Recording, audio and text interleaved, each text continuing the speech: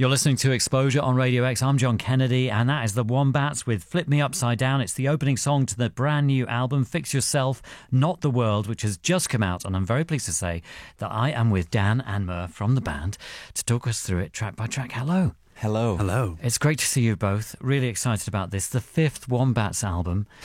You've been together 18 years. These are such milestones. It seems incredible. Yeah, it is pretty mad.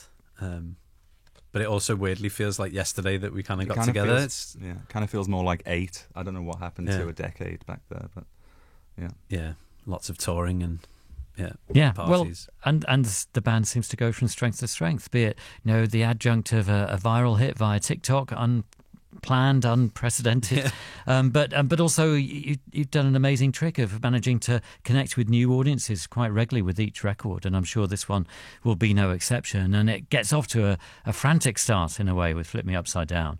I think there was a lot of caffeine involved in that morning. Yeah. But propelled by this amazing bass line and this great drum groove, and yet the interesting thing is when you listen to the record, you kind of think, oh, it's 3 people playing in a room together, but it couldn't be further from the truth, could it? Yeah. No, at no point were we all in the same room during recording the album. Yeah, that is amazing. So there was a point early 2020, I think, when you got together and started writing the record. 2019. Wow. Yeah, so we had quite a few weeks where we were all in a room together making music and recording demos and stuff. And then obviously the pandemic hit and we couldn't be in the same room anymore. So we did a few Zoom things, and then it was just a case of we had to make a decision with recording the album. Like, were we going to try and wait it out or just crack on? And we went for the crack on option. And I think it worked out really well in the end, to be honest, that even though we weren't in the same room, we're kind of used to recording even if we are in the same studio, like it'll be, right, go in and do drums, right, now we'll put bass on top and then guitars and vocals, and it usually, it happens in that sort of jigsaw piece it together way.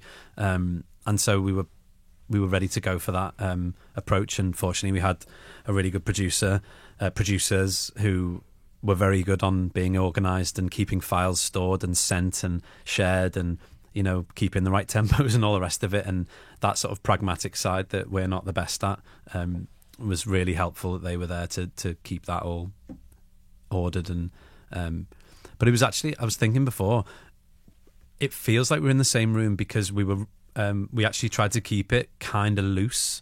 You get choices when you're recording to tighten things a lot more than maybe you need to, and it was actually like, let's try and keep it as organic as possible. And that was the performance, right? You play on top of that now, Tord or Murph, and then they play to your feel and vice versa. So it kind of, I think it does, it feels very alive. Yeah. So despite being in 3 different locations in 3 different parts of the world, so Dan, I think you were in London. Yeah. Tord was in Oslo?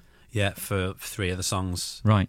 And then the rest he managed to get over just before the lockdown in November. Right. And Murph, you're in LA? Yeah. Amazing. And then the producer was somewhere else as well. For a couple of the songs, they were in a different location. Right. And they would be on a screen in front of you, and it would be like, right, can you just do that take again, but maybe this time, da-da-da-da. Yeah. And actually the producers were really good at, you'd throw a lot of stuff at them and put lots of efforts and energy. The more energy you put into each part of the song and each instrument, obviously the better overall it's going to be. So you just absolutely go for it. And there was something quite nice with just doing your bits, just hammering it, and then a few months later you'd get sent back like they would have pieced together all the parts from everyone else, and it was like, whoa, this is that sense of discovery that you get, but you just didn't expect it to feel that good or sound that good because you never heard the process along in its entirety. Yeah, and you wouldn't need to wait around while somebody else fiddles getting the right sound on their guitar. You can legitimately go off and get something to eat or whatever you need to do without looking rude or uninterested. Yeah. So there are bonuses to this in a way.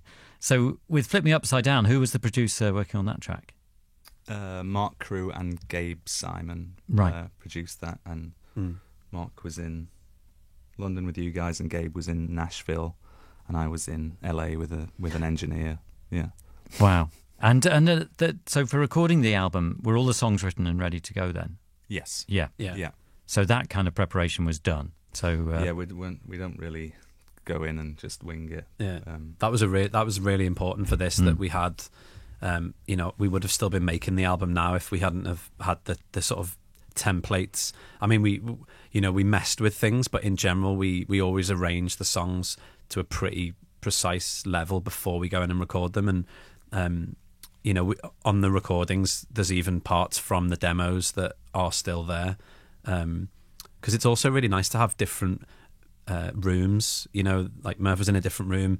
We recorded some of the stuff in Merv's studio attached to his house, and some of it was in Oslo in Todd's studio. And so there's elements. I think you even redid your vocals, didn't you, for one of the songs, like single, after it had been done on a little mic in your studio. So there's kind of a slightly hodgepodge way of doing things, but it just makes it an even richer sound, I think. Yeah, and it sounds as if it allows for a certain kind of spontaneity that you wouldn't necessarily anticipate, because you can add things in later just like that if you want to. No. Yeah, which is great. So what can you tell us about Flip Me Upside Down? Where did this one begin? That was in the midst of 2020, and just had this kind of very strange, almost like jazzy melody line hitting a lot of sevenths, which is kind of unusual for me. I just had this vision of someone kind of being trapped in a kind of Brooklyn apartment, trying to figure their life out a little bit, and kind of failing dramatically. Yeah. and that great kind of groove, because it has almost a kind of punk funk feel to it, which I wouldn't necessarily associate with the Wombats. Yeah, it's a very kind of off the wall song for us, and extremely frenetic, frantic, and we just felt like it was a really cool way to start off the album. Yeah, totally. We've been rehearsing it recently for the upcoming shows and stuff, and we all get to the end of that one and we're kind of like, oh, what just happened? Your brain's just like, yeah. But it's a really fun one. Yeah, it's a great way to start the record. And you follow it with This Car Drives All By Itself, which initially, it looks as if it's going to change the tempo. But actually, that's not what happens. So there's a kind of little, is it acoustic guitar at the start of it? At the start, yeah. Yeah, and then it takes off. Yes. It's kind of like it's like a big kind of tanker ship of a song. It's just like, poof, there we go. Someone said to me, we row but the universe steers, and I became obsessed with that idea and was trying to find a new way to phrase it. And out walking the dogs once, Prius kind of went past and I couldn't see anyone in the driver's seat, and that's where the kind of title for the song came from. And I thought, well, yeah, that's representative of the original idea I liked, but is maybe a better way to say it. It's another fairly mad song, maybe madder than Flip, with the amount of kind of random synthesizers that are happening all over it. And yeah, to me, it's one of those special songs that you just hope you have 2 or 3 of each album you release, because I was just a passenger in it as it was happening. It was just kind of fell out. Yeah. Wow. I mean, the way you're explaining it, it's almost as if the song relates on so many different levels to itself. To the band, to the world. Yeah, it's true. It is the Wombats with If You Ever Leave, I'm Coming With You. It is the 3rd song on their brand new album, Fix Yourself, Not the World, which I'm playing in full tonight. My name is John Kennedy. I've got Murph and Dan from the band sat in front of me, here to tell us all about the record, track by track. What can you tell us about that one? Which one? The one we've just heard, If You Ever Leave. Oh, sorry, right, yeah. I'm Coming With You. Is that a threat, or is that... It's something that my... wife said to me a long time ago and was living in my notes, and I'm sure I tried to crank it in somewhere on the 4th album but didn't manage to, and I'm very happy that it finally found a home. And then to me, that song, I don't know how representative of the entire album it is. It's a bit more, maybe 5% poppier and more like kind of Weekend influenced, and it also mentions Radiohead, and then the song ends kind of like Radiohead. Yeah, it's just it's a bit of a tune, I guess. I don't know. Yeah, no, it is. I mean, it's interesting that like the connotations, of the lyrics. Does that mean they're super clingy or are they super devoted? And you like to play with those kind of juxtapositions. Yes, like desperate romanticism in a way, isn't it? Yeah, it is fairly desperate. And I've tried to explain it a million ways, but really it's just about not wanting something very special to break and fail. Yeah, and just what can I do to make sure that doesn't happen? And the answer is, I'm so desperate for it to not happen, I'll do anything. Yeah. Has quite a cinematic aspect to it to me. I could see it in some kind of oddball comedy film, from the 50s or something. Yeah, and it's interesting when you like chuck in a reference like Radiohead. What inspires you to do that? What connotations are you trying to bring? Because often the context that you create for that reference is quite different to any associations people might have with those references. I'm thinking of, say, Joy Division, or in this instance, Radiohead. I don't know. I just think it's kind of it's a massive Radiohead fun. Yeah, I'm a massive Radiohead fan, but it's fun, and it lyrically doing stuff like that to me gives the song like another, like it makes it 4D or whatever. It gives it something else. It opens up.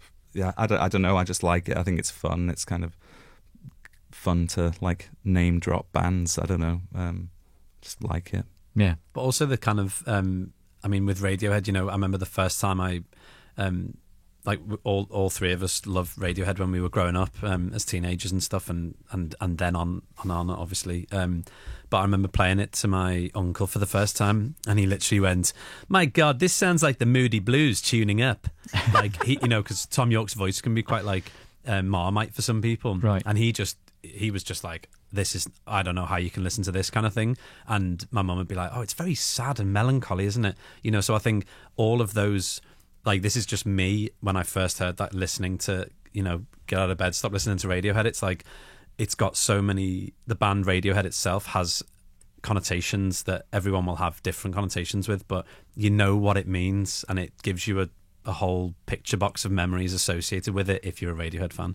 And whether you like them or not, people will read that line differently. So I think that's why I like also lines like that kind of, I don't know, it gives the listener their own world to explore within a line that could have meant something to Murph, but it meant something different to someone else, and that's the fun with songs, isn't it? Yeah, totally. I remember I was driving with my mum when Kid A came out, and I was like, couldn't stop listening to it, and she was like, "God, this is a dirge, Matthew." And then she put on like Electric Light Orchestra for the rest of the journey. Yeah. Oh yeah, there'd be a battle to get some Radiohead songs on in the car. I remember that.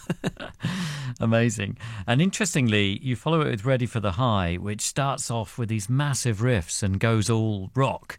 Something that you haven't explored that much really. And it's quite interesting because then even within the song, you then challenge us or surprise us further by suddenly it goes all brass as well. And and it slows down. It kind of moves around. It's almost like a song of two different styles.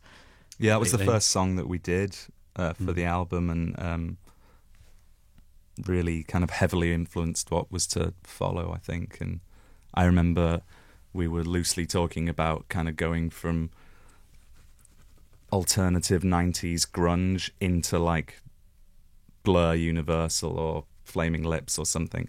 I'm not sure if it fell in those places, but that's one of the memories I have from that. Yeah, I remember when different songs get written in different ways, and like sometimes you might start with like a chorus idea that then you work backwards from, but in this case it was like from the intro riff and verse we kind of had that, and then it was like where do we go from here? And as it was one of the first songs, and we kind of knew we wanted to try and not go in the usual direction that songs would go, so it was very much like, right, well, couldn't we go swung in the chorus and like, you know, from being straight, like rhythmically, let's like take, and it was like, how's that going to work? And trying to figure out how to, through one bar before it does change from straight to swung in a really weird way, and it took us ages to get our heads around it. And then trying to go into this other world and then back into that and how the two things would work. And some of the songs on the album, or not on the album, sorry, some of the songs that we wrote for the album that we did sort of strange changes and stuff, some of them didn't quite work as well, but that was one of the ones that was like, right, this, for whatever reason, this really does feel like, you know, it makes the riff feel bigger because every time it comes in again after a chorus that feels a bit more kind of Flaming Lipsy or Beck or whatever, it makes it even heavier and cooler. And then the brass bit, that was Murph started playing on this like old MIDI key, Juno like synth from the 80s or whatever, with really bad MIDI trumpet sound, and we were like, don't know why this feels awesome. You know, it's those moments of like, it feels exciting for whatever reason, and you just don't question it too much. And like those moments on that song happen quite a lot, and it's fun one. Yeah, it's amazing the way you do it, because you don't really question it happening. You just kind of get carried along with it. But then afterwards you think, hang on a minute. What just happened there for 3.5 minutes? 1 minute, as you say, you're kind of in the like a big grunge number, and then the Universal by Blur, or it's fantastic the way you've managed to do it. And who was the producer for Ready for the High? Mark Crew. Yeah, Mark. Yeah, right. And so is Mark across most of the record, or because I know that you've got he's done people. The last 3 albums, but on this one, Jackknife Lee produced 2, and Paul Meany produced 1, and Gabe Simon co-produced 2.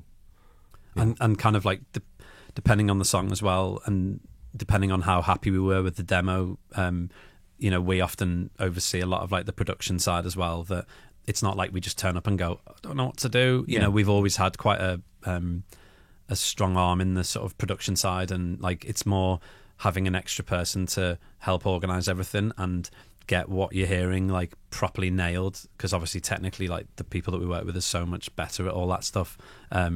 So for like there's elements of the demo in there from but Mark's amazing at that kind of going, right, well, why would we try and recreate that sound that you guys just did, you know, even though it might not sonically be the best thing, like why would we do that again? Whereas I feel like some producers maybe would be like more, I want to, you know, we need to redo everything, whereas Mark's amazing for that. He's just like, this sounds great, like just leave it like that, it's perfect, I'll put a little bit of phase on it or something, you know, and like, but he just gets it straight away, and we've got such a good working relationship with him, and like we're all good mates with him outside of making music, so it's makes it easier to achieve stuff. Yeah, well, the results are fantastic as well. No, I mean, this is quite a journey that people get to go on with this one. Ready for the High, the Wombats on Exposure, Radio X. You are listening to Exposure on Radio X. I'm John Kennedy, and that is the Wombats with Method to the Madness. It's the 5th song on their new album, Fix Yourself, Not the World. And with me tonight are Dan and Murph from the band, sat here giving us the lowdown on every single track. And here you do kind of slow things down a little. And yet at the same time, you do kind of get a bit dark as well, and a bit noisy. You know, I love the way you keep surprising and keep us kind of questioning what's going to happen. You know, as you listen through the record, you know, you can think, all right, this is the moment. They're going to just like take it easy for a bit, but then you keep chucking in all these different surprises. How did this one come about? My recollection of it was kind of after Ready for the High. I think we did like a couple of songs in between that were good, but kind of like, that's a Wombat song, and I definitely had a feeling that I wanted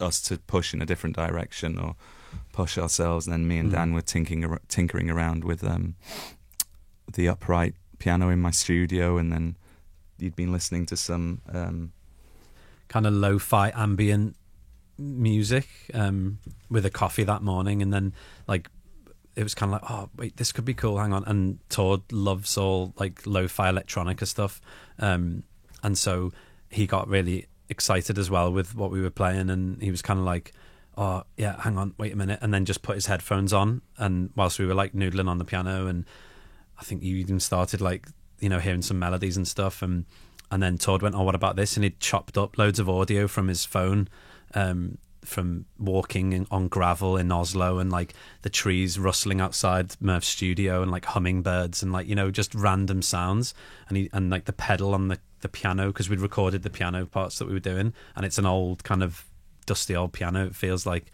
and you know, quite noisy when you move pedals and stuff, and so we chopped up things like that, and then this beat just sounded like that, you know, the start of the song just felt really like, this is definitely something the Wombats haven't done before, and we all got really excited about it. And then the song kind of just, it felt like we knew it wrote itself or whatever, and you know, until the outro. And then I can't remember exactly how that happened again, you know, when, as Murph was saying before about this car, when you're a passenger in the process, and it's kind of, it just happens as you're there.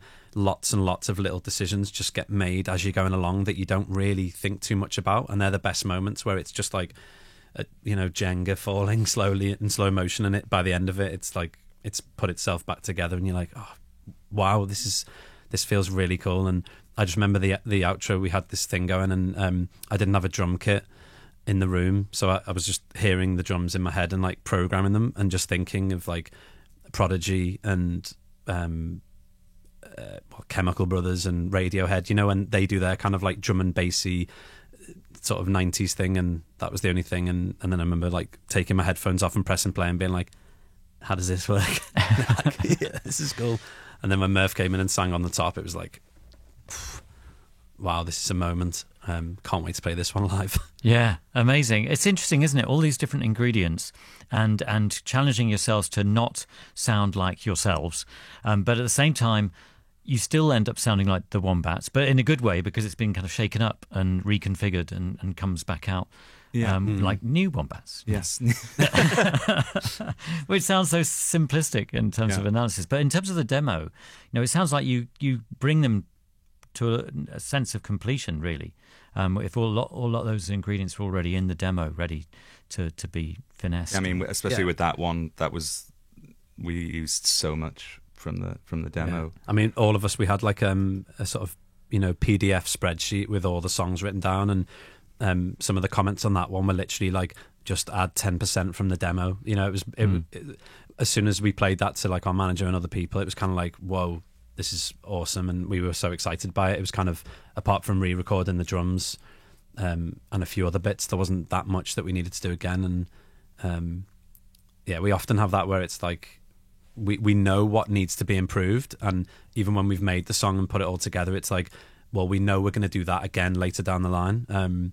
But it's still great to have that whole demo process going through Mark's mind, to just, you know, there's like sonic details in there that he brings to it that are kind of, they do just take it up to another level that is it's so great to like have someone that gets us so, you know, instinctively and intuitively, and just goes like, I know exactly what you want. So yeah, totally. It's almost as if you could say to him, just give me something to light the fuse, as you do in the song. Yes. In a way. And what are you trying to get across there, Murph? We have this kind of food delivery thing in LA called Methodology, and I had this pot that said Methodology on it, and I was like, oh, I quite like, there's something about that. And then the song is kind of loosely about my honeymoon, and after the feelings I was having after I got married, and I felt like everything had changed, but also everything was still the same. I felt like I was in this new place that was very similar to me, and I guess it was about, you know, trying to figure that out, and images of Barcelona. We went to Barcelona straight from where we got married, and then the ending is just letting go of all of that and just saying, kind of, F it, you aren't going to figure out this. It's very complicated, and you don't stand a chance, so solve it. That's knowledge, self-knowledge. Excellent. People Don't Change People, Time Does is the title of the next song on the new record from the Wombats. What can you tell us about this one? I mean, is it all in the title? Yeah, a lot of it is in the title, because we were trying to do a chorus for it, weren't we? And I can't remember what song I listened to. Death Cab, Ghost of Beverly Hills, and just how it just goes back to kind of the hook with the the title over it, and it doesn't need to do much more than that. And yeah, we rented a studio in Eagle Rock the second time Dan and Todd came over to California, and I believe this one was called Eagle Rock 4 on the demos. Yeah. Brilliant. And yeah, we kind of didn't overthink it, tried to keep it simple, and I went off for a walk while they were putting some parts down, and found that line in my notes and kind of built a story about kind of an actor or actress, or just actor, arriving in Los Angeles for the first time with all these big hopes, dreams, aspirations, and LA is one of those brutal cities like London that can slowly chip away at them, and yeah, that's what that song is about. And we're going to hear it now. Sorry, Dan, you were going to say something. No. I was only going to add that after when Merv was off walking, I remember feeling like, because we'd just been sort of jamming in this studio, and that opening lick Merv was playing and the chords underneath, and then adding an acoustic and just getting this real like war on drugs kind of Americana feeling that just felt like, probably because we were in LA as well, just felt so right, and like it just lends itself to a story. And then when Merv came in and started singing on it straight away, it was similar to when we did Greek Tragedy, and hearing it and just being like, oh, this is, it just feels like better than you could have imagined it, like so right. And yeah, that's a personal favourite on the album. I've never heard you say guitar lick before. Did I say guitar lick? Guitar lick, yeah. Ooh. Oh God. Sorry, guitar riff? No, yeah, I don't know. No, guitar I think melody. you're only allowed to say guitar lick from now on. Yeah. I think that's what it's not even a guitar be. lick though, is it? Because a lick, I feels more like a little, like a little twiddle that's like a little lick. Would it is a lick. It's a lick now. It's a proper lick. This here it is. Check this lick out. People can decide, can't they? Yeah. Can we have a vote afterwards? What lick or riff or hook, part or hook? Hook. Yeah. It's quite long to be a hook though, and No, let's see. You decide. Right. The votes are in. It's lick. That's what Murph thinks. What do you think? Let us know. People don't change people. Time does. The Wombats, Radio X. It is the Wombats. Everything I Love Is Going to Die. It is from the new album, Fix Yourself, Not the World. We're playing you the whole thing tonight. I've got Murph and Dan with me. I'm John Kennedy. It is Exposure on Radio X. And this is one of the singles from the record. Is it optimistic, realistic, nihilistic? What's going on? It should be liberating, I think. Yeah, it's not as grim as the title suggests, and it's kind of about living in the present, maybe being a bit more grateful than you usually are, and all these things that kind of make the days much more pleasant to get through.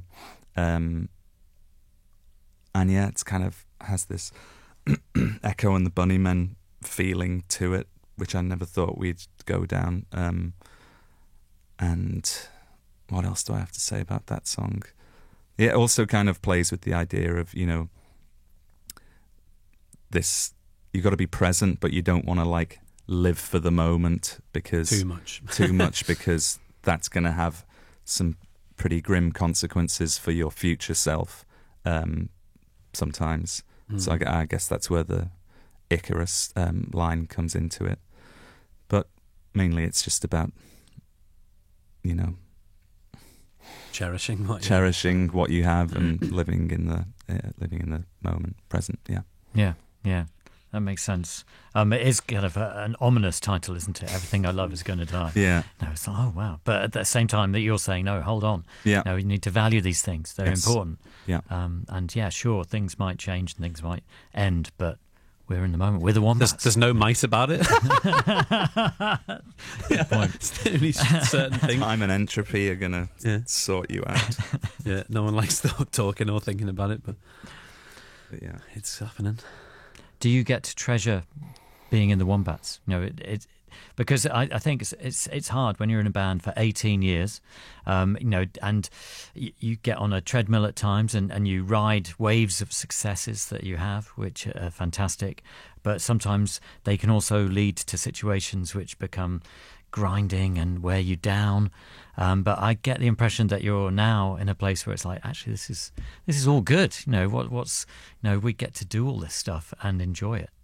Yeah, I definitely am. I'm not, since having children, family and all that stuff, I do certainly cherish it a lot more than I used to. And I don't feel the fluctuations of, okay, they were riding a wave here and then we're kind of, now we're kind of grinding it out a bit.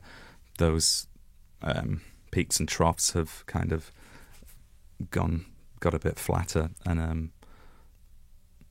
so I'm certainly enjoying being in the Wombats more than I ever have, I think. Yeah. It's an interesting one, isn't it? Because often your songs can be quite personal, or the starting point for them is a personal place and an experience that you kind of paint as negative, and yet it gets you thinking and inspires you in some way. And if we were to look at your songs as the diary of Murph, and we'd be sending the help round quite a lot, and kind of he needs a lot of love and care now, please. People get round there. Tor, Dan, assist him, please. But it's all there's it's part of the fiction in a way, the creativity that you get to maybe inspired by something, but explore it and analyze it. And I feel like albums 4 and 5 have much more positivity inside them than the first 3 maybe. And maybe we were talking before, it's like I feel like I'm slowly realizing that there's much more utility and optimism than there is in cynicism. So I'm just a bit happier and better things are happening. I don't know. Yeah, but also, as you say, like songs, it's kind of like therapy, and you are analysing your own thoughts and feelings a lot of the time, and where you go with that and how far you go with it. As you say, the line between reality and fiction, probably, or just the self-discovery or exploring a thought and feeling, like that's where it's kind of, those lines are where it gets really interesting, I feel like. And as a band, to be able to keep making music and like soundtracking our own lives almost, well, it is, it's like sonic photos that in like when we're 70 we'll be able to look back on and have real distinct memories, and associated with us as friends, our adventures as a band, and all these things that are kind of interwoven into the fabric of all of the music we've done and stuff. It kind of, if you look on it and over a longer period of time, you definitely stop looking at or thinking about the peaks and troughs, because it's like, well, that's going to be irrelevant in 10 years' time anyway. So what's important is what we're making right now and what we're recording right now, and then we can't really do that much after that, to change anything that's going to happen. So just crack on. Yeah. Work is easy, life is hard, and that kind of fits into what we've been talking about in a way. Yeah. That the joy in the work that you do as the Wombats and as musicians and as songwriters, that is, especially over time, you've clearly come to a point where we love doing this. This is the easy bit, and all the bits around it are the hard bits. Yes. Definitely feel more comfortable kind of doing all this stuff now, and maybe the outside world is getting a bit more uncomfortable. This song is about cancel culture. No, people keep saying that, but I mean, that's good. I think we can clarify. See, this is good, and we got you to do it. I think there are elements of that maybe in there. I mean, it's the I don't really like or try often to do political songs because they're really hard to pull off. This is mildly political. I think it was just maybe I was in a bit of a strange place at some point in 2020, and I just felt like there was very simple solutions being bandied around to help fix very, very complicated issues, and I kind of got a little bit tired of it. And then put some words into like some kind of Ian Brown, Manchester swaggery kind of track, and off your pop. Yeah, has a kind of 90s feel to it, doesn't it, this song? Yeah. But it has really hypnotic riffs. We're going to call them riffs. Hypnotic drum patterns as well. The rhythm is really hypnotic too. Yeah. It feels like that when, again, playing it this last week or so. It is one of those where you sort of like, hang on, which part of the song am I in almost? Because you just close your eyes and kind of drift along with it. And yeah, like when we were recording it as well, this was one of those ones that, so Paul Meany produced it in New Orleans and Murph was in LA, and I went in late night session and he was great. It was just kind of like, right, off you go, just, play along a load of times and then do a bunch more takes where you literally go absolutely bananas and see what comes of it, and just send me everything. And then a few months later, he would have chopped things around and chosen all his favourite bits or whatever and messed with the filters and sounds. And it's, as you say, you listen to it, you're like, I don't even know what's going on, but it sounds awesome. Yeah. He did a great job, like producing that one and giving it that sound. Yeah. I think it was the same for all of us when we were recording. He was just like, bleed all over the studio, send me everything, and I'll get back to you in like 2 months. Yeah. And what he sent back was amazing. And I'm not sure you could. Maybe you could do an entire album like that. Maybe not. I don't know, but it definitely worked this time for that song. Yeah. Yeah, I love that idea. This picture I've got in my mind now of Dan, late at night, drumming on his own, just kind of for 2 hours non-stop, just losing yourself. And then about 4.5 hours. But wow, amazing. But it is that sort of, you just lose it, and especially once you've played a song that you keep playing it over and over and over, and the little nuances that you almost don't realise at the time. And I think maybe that's why he did it, to get you into that mindset where you almost, you don't know what you're doing anymore. But like sometimes the best moments can come in those kind of, not accidents, but that sort of, that mind frame where you just, the body like moving around and hoping for the best. And it's a fun one. Yeah, excellent. And this is it. Work is easy, life is hard. The Wombats on Exposure Radio X. It is the Wombats with Wildfire on Exposure Radio X. We're up to track 9 on the new album, Fix Yourself, Not the World. I'm playing you the whole thing tonight. I've got Murph and Dan with me. I'm John Kennedy. And is that a love song we've just heard, Murph? Yes. Maybe. I can't. Trumpets, lots of trumpets. Yeah. David Byrne was a reference, David for Byrne. the trumpet, because we did Ready for the High earlier, and then because of the MIDI trumpet line that was on there, we were kind of like, oh, some brass could be fun. And then when we started with the verse idea for that one, it was like, oh, this would be awesome with some real disjointed like saxes and stuff like popping through, and then it's not to do with the California wildfires, right. But I think they were raging. Yeah. I think at the time there was I couldn't remember if that was why or not, but as describing someone as wildfire is great imagery and has a lot of connotations as well, that you can't control the uncontrollable. Yeah. I can't. And then the middle section, I remember again, you get to a point in the song and we're like, well, are we going to pull some rugs out from this song as well, like we've been trying to do with all the others? And I think Murph just went like, let's just go full Tron. Yeah, what about like some sort of Tron, like soundtrack thing? And we were like, Tron in the middle of this song? Well, let's just try it and see what happens. And then we started working on it, and quickly it was kind of like, this actually feels really cool, and it's such a departure. But then we kept the like arpeggiators and stuff, like some of them going into the last chorus as well, and somehow again happy accident of those sounds like working together, and this vibe just felt really cool. It was like, that's the middle 8. I think there's quite a lot of lyrical information in that one, and to write and like we were talking about, well, we should probably do another part, but when you start thinking like we should probably do another part, it kind of means don't do it. Like, just go somewhere extremely random and hope it works. And it did, but it doesn't. Yeah. I'm just. How do you go full Tron?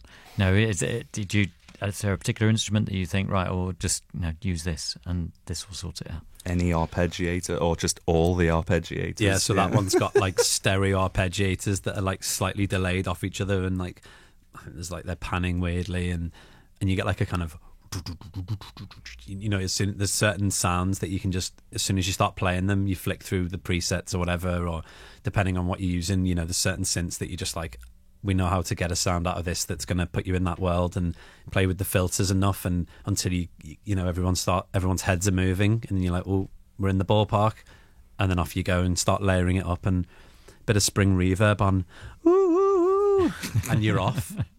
And it's weird. I'd listen to that Tron soundtrack every day, even though it's not by choice, but because you have to drive so much in LA, I'll just get in the car or whatever, and I put my phone on charge, and it's always the first thing that comes up, and I have to remind myself to turn it off.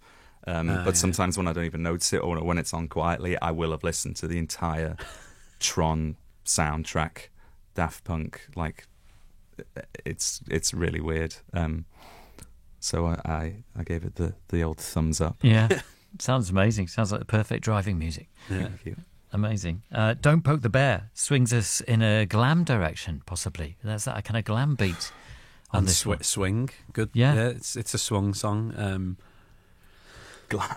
Yeah, glam. I don't know. I heard glam. Kind of. I love this. It's Glam licks. Glam licks. Glam licks galore. There's the headline. I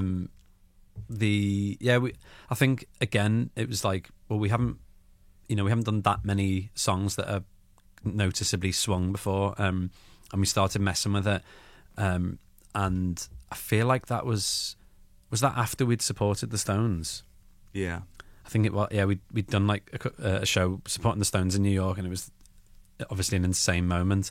And when we were doing that one, it was like bouncing along, and I think Murph started like playing acoustic like thing, whatever, and it was like, oh, that's quite Stonesy, and then it kind of just went from there and built on top of it, and it's obviously doesn't sound anything like the Stones kind of thing, but that was kind of a little bit in our heads. But then Queens of the Stone Age, and I don't know, but it was just like a fun bouncy one, and then it go again. The rug in the middle section was like, oh, why don't we go really Scott Walker? I think that was like thrown around, and when you, not that you're trying to emulate it, but it's like, if that, like same with the Tron thing, it's like if that word gets thrown out, what would that be? And so you go from a song that's like this bouncy, like sort of heavy riffy sort of sounding thing with just licks galore, and then all of a sudden go to this kind of stringy, piano-y, mono drums over, very much more 60s kind of melancholic pop kind of section. Probably a more sensible departure than the Tron one. Yeah, maybe. But definitely unexpected. Yeah. But you make it work. Yeah, I love the leave the keys in a plant pot by the door thing. Every time it gets to that, I can just visualise a plant pot, and there they are. Great, thank you. And Don't Poke the Bear, what's the idea behind that? Well, I had a raging cold that Todd had given me, and I was walking around my neighbourhood just sneezing everywhere and trying to get some lyrics out. So I'd say the meaning is fairly ambiguous, to say the least. But I don't know. It's just, your wife wasn't very happy that you had a cold. No, she was not. No, it was very stressful. She's worried I was going to give it to Dylan. But yeah, I guess it's probably about knowing when to back off. Yeah.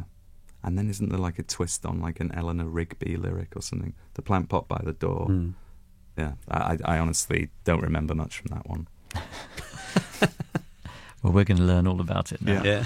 This is the Wombats, Don't Poke the Bear on Radio X. It is the Wombats with Worry. It's the penultimate song on the brand new album, Fix Yourself, Not the World. Dan and Murph from the band have been talking us through the whole thing track by track. What can you tell us about Worry? I mean, this is, my concern for you, Murph, over the years, goes up and down, depending on what is coming out of that brain of yours, but this in a way is you saying, I worry, but I'm just going to have to come to terms with it. It's just one of those things. Yeah, exactly. And it's kind of worry and OCD as well. And I can feel myself sometimes getting into this habit of like, the volume on the TV has to be like a multiple of 3 or something like that, and I'm moving things off cracks in the road, and I know I'm kind of going into a place that I've been before, and I don't really like it over there. So it's about kind of noticing it, trying your best to dodge it if you can, and if you can't, to just really accept it. Yeah. And in terms of the album as a whole, in a way, that's one of the themes or the messages of the record, in a way. Accepting things, having some kind of acceptance. As the title says, fix yourself, not the world. So sort yourself out. Yeah. I mean, there's lots and lots of conversations that can be had around that title, and I think that's why it's called that, just to open up doors to conversations that you might not generally have, and introspection as well, like even like personally, from when we sort of talked about the album title, it was like it sent even it makes anyone who hears it, like, I remember telling my mum's partner about it, and days afterwards he was like, I've been thinking more about that sort of idea, and there's everyone goes down their own little rabbit hole around that kind of thought, and accepting that actually a lot of the time you do need to sort of get to grips with like who you are, what you want to be, how you want to act, and all the rest of it, to be able to then help your partner or your neighbours or whatever it is, be the best you can be, to be able to actually function properly. And I guess worry made sense at the end of the album as well before the last song, bringing some of those concepts like together. And then we go into the last song, which is fix yourself, then the world. So a little play on it. And in a way, this is different to the rest of the record in terms of what you're trying to do with it, and it's almost like a mantra. Yes, I think it was important to end on a positive note and to play with the actual album title a little bit as well, because as well as there's tons of conversations we can have about the album title, but there's also multiple ways it can be misconstrued, I think. So we wanted to kind of sort that out at the end. It's been so good to talk to you about the record.